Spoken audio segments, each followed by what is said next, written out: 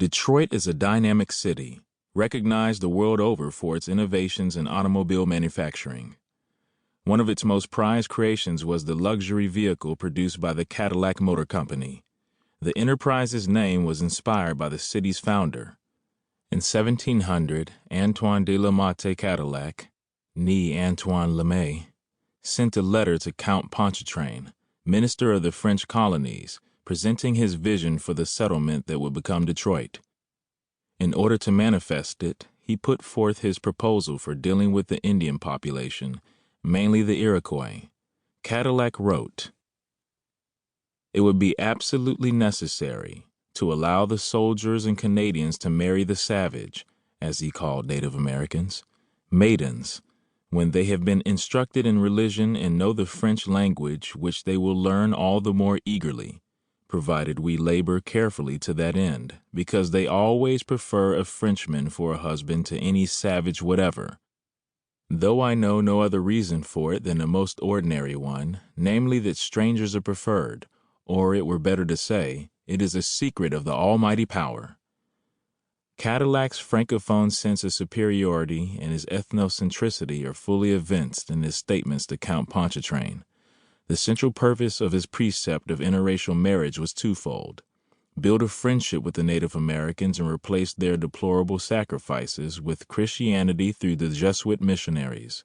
Sanctioning the mixing of races, however, is not to imply that Cadillac regarded the Indians as equals.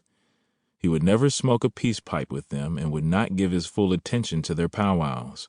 Because of his swarthy complexion, he was jokingly called the Black Prince, and that dark skin may have been inherited through the Spanish blood that flowed in his veins.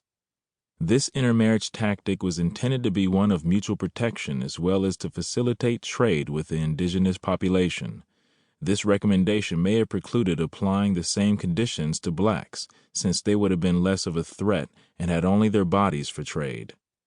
Cadillac was a shrewd and shady operator, and this move proved effective.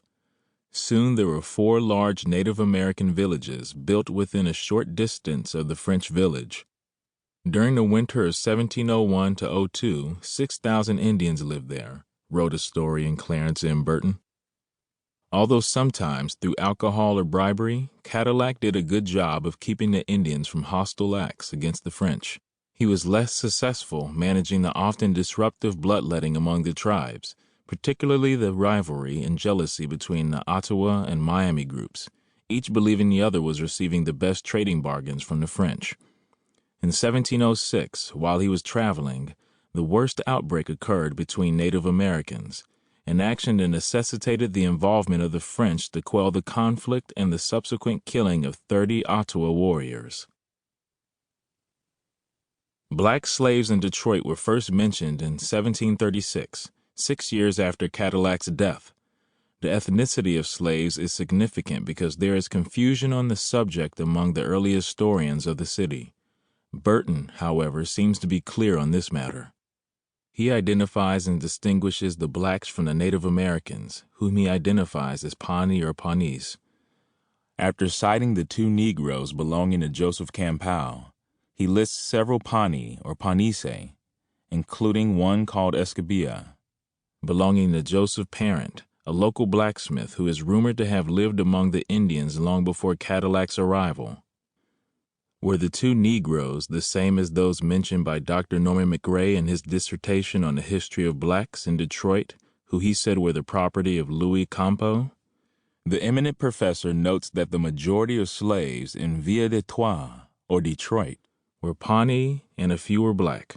It is difficult to know how many slaves were transported from New France to Detroit through regular business transactions and how many Pawnee and blacks were brought to Detroit through the fortunes of war. Moreover, McRae added in 1736 an unknown negresse was buried by Father Daniel, which would record her as one of the first black women in the region. Listed among the spoils of war that went to the victor in the Indian battles were black slaves who were brought to Detroit. Others were captured during the Native American raids against plantations in the South. Later, some were brought to the city and the surrounding area by Southerners who moved in with their chattels. During an interview on National Public Radio, Native American Authority